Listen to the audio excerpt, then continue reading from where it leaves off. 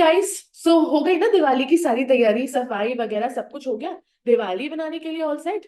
लेकिन क्या तुम क्लैट पीजी के लिए ऑल सेट हो? क्या तुम्हें लग रहा है कि तुम्हारी पूरी पढ़ाई हो चुकी है? नहीं ना, कभी ऐसा लग ही नहीं सकता, क्योंकि द सिलेबस इज एंडलेस। तुम्हारी गलती नहीं है। I know you are getting anxious, और मेरे ऐसा बोलने के बाद तो और एंग्जाइटी हो गई होगी, लेकिन डोंट वरी, मैं तुम्हारी एंग्जाइटी को कूल डाउन करने आई हूँ। तो इसलिए मैं तुम्हारे लिए लाई हूँ लास्ट 1 मंथ प्लान। ठीक है, अब देखते हैं कैसे करना है उस चीज को। Hey guys, I am Chia, your Glad PG mentor, and today on Ju Research, I am going to tell you what should be your last month plan to conquer Glad PG। और वो भी सिर्फ plan नहीं है, मैं तुम्हें execution में भी मदद करने वाली हूँ। So just go with it and end तक वीडियो देखना, ठीक है। So the first thing is कि आप लोग को चेकलिस्ट बनानी है, ठीक है। You have to make a good checklist, ठीक है। उसके अलावा फिर हमको ये बात करनी है कि जो चेकलिस्ट में छूट गया है उसको कंप्लीट करना है। So the second one is you have to complete your goals. Third is अब रिवीजन से आप नहीं बच सकते हैं, आपको रिवीजन किसी भी हालत में अगर स्टार्ट नहीं किया है तो करना पड़ेगा। तो रिवीजन कैसे करना है, क्या करना है, कैसे टाइम स्पेंड करना है, वो सब बताऊंगी, प्लस मॉक्स। ठीक है, ये सारी चीजों को हम एक बार में इसी वीडियो में बात कर लेंगे। Let's start with the checklist. तो चेकलिस्ट मतलब कि आपने क्या कुछ पढ़ लिया है ऑलरेडी, ठीक है। तो बेसिक सी बात है, हम इसको थोड़ा सा डिविजन करेंगे। फर्स्ट इज कि आपने मेजर सब्जेक्ट्स पढ़ लिए हैं कि नहीं। मेजर सब्जेक्ट्स कौन से हैं? First is constitution, second is admin law, ठीक है। Third is jurisprudence, and fourth is international law, ठीक है। इसके बाद आपको बीएनएस,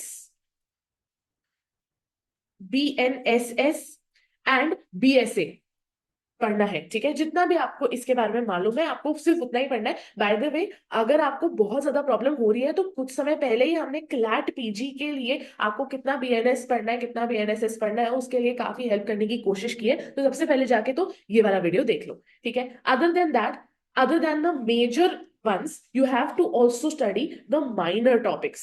कौन से माइनर टॉपिक्स भाई? बेसिक है, फैमिली, फैमिली लॉ, है ना, contract, company, and that's it, ठीक है। इसके अलावा ये तो हमारी बात होगी कि सब्जेक्ट्स कौन कौन से कवर होने ही चाहिए। अगर ये कवर हो गए हैं बहुत अच्छी बात है, कवर नहीं हुए हैं तो नेक्स्ट मैं बताऊंगी कि क्या करना है, ठीक है। So don't worry. इसके अलावा you also have to complete the second topic, that is landmark cases. Landmark cases बिल्कुल मत भूलिए, ये बहुत नेसेसरी है। हो सके तो लैंडमार्क केसेस, अगर आपने किसी सब्जेक्ट को नहीं पढ़ा है, फॉर एग्जांपल आपने कॉन्ट्रैक्ट नहीं पढ़ा है या आपने कंपनी लॉ नहीं पढ़ा है, तो आप लैंडमार्क केसेस के बेसिस पे ही उसको पढ़िए। उसके अलावा ज्यादा मत सोचिए उसके बारे में, सिर्फ लैंडमार्क केसेस को ही अपना मेन बना के चलिए, ठीक है। And the last one is recent cases, ठीक है। अगर रीसेंट केसेस आपको जानना है कि कितने पढ़ने, तो 2023 एंड 2024 के तो कर ही लो, किसी भी हालत में इतना तो कर ही लो, ठीक है। यही है रीसेंट, हमारे हिसाब से यही ब्रैकेट है रीसेंट का, और जितना हो सके उतना करो, ठीक है। हो सकता है कि आपको माइनर लॉस के जो केसेस हैं वो करने में प्रॉब्लम हो, या जिस सब्जेक्ट कोई नहीं पढ़ा है, जैसे कंपनी लॉ नहीं पढ़ा है, तो उसके रीसेंट केसेस करने में प्रॉब्लम हो। डोंट वरी, उसको छोड़ो, जितना बन रहा है उतना करने पे ज्यादा ध्यान दो, ठीक है। नेक्स्ट अपन चलते हैं गोल कंप्लीशन पे। अब गोल को कंप्लीट कैसे हो करोगे? तो फर्स्ट इज कि एक टू डू लिस्ट बनाओ, ठीक है। एक नहीं, अभी तो बहुत बनेंगी, रुको बताती हूँ। तो पहले तो तुम ये टू डू लिस्ट बनाओ कि तुम्हें कितनी चीजें कंप्लीट करनी है। अब वो चेकलिस्ट थी, उसमें तुमने सब चेक कर लिया, अब तुम ये देखो उसमें तुम्हारा क्या छूट गया है।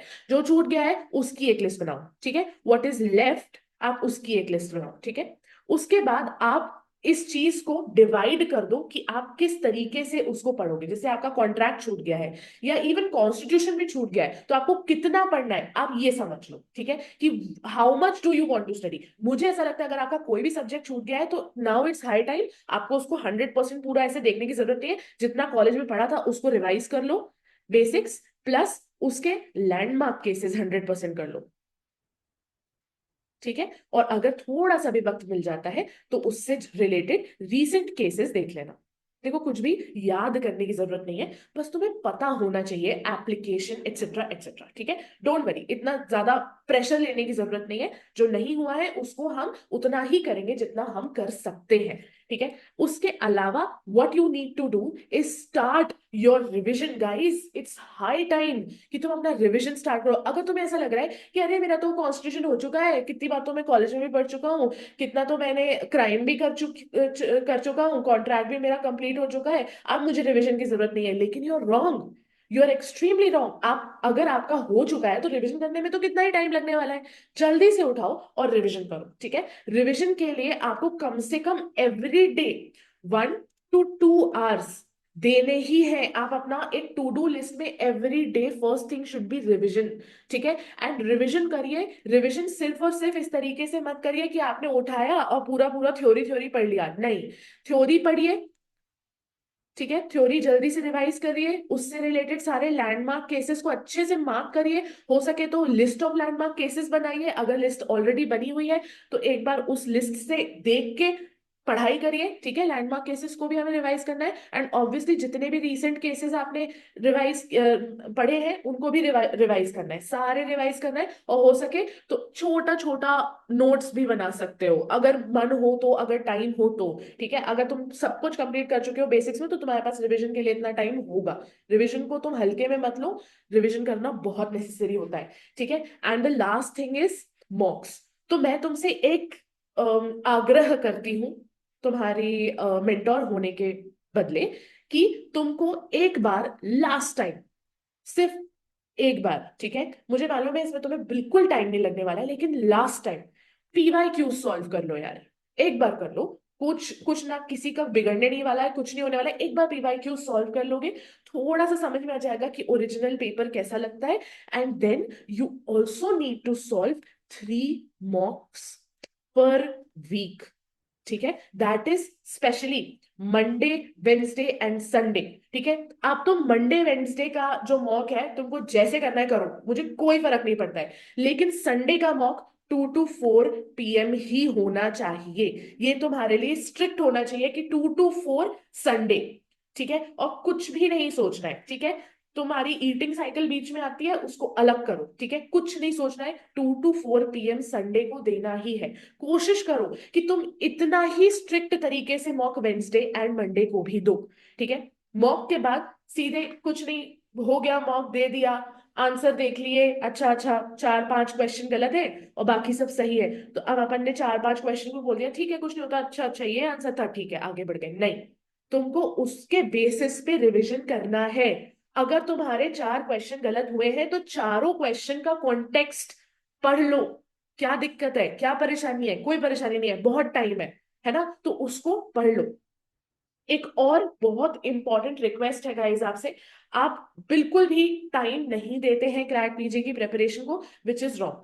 आप अब सिर्फ एक महीने के लिए कम से कम 4 to 5 hours डेडिकेटेडली सिर्फ और सिर्फ क्लैट पीजी के लिए पढ़िए, ठीक है।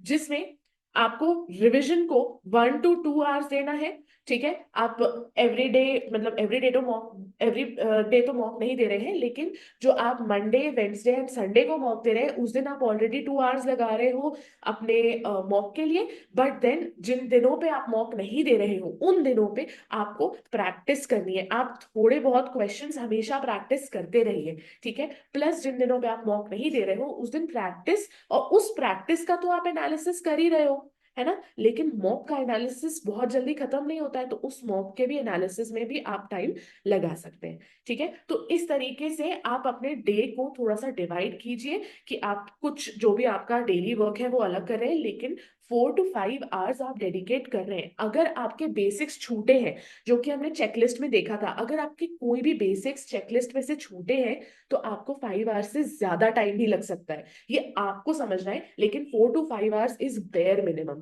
तो इतना तो तुम दे ही सकते हो। बाकी you are doing great, don't worry, you will be able to do it. अगर उस दिन तुम्हारा कॉन्फिडेंस एकदम परफेक्ट रहेगा तो तुम्हारा क्रैक जरूर क्रैक होगा और तुम बहुत अच्छे एनएलयू में पहुंचोगे। सो डोंट वरी, ठीक है। And I will see you, bye.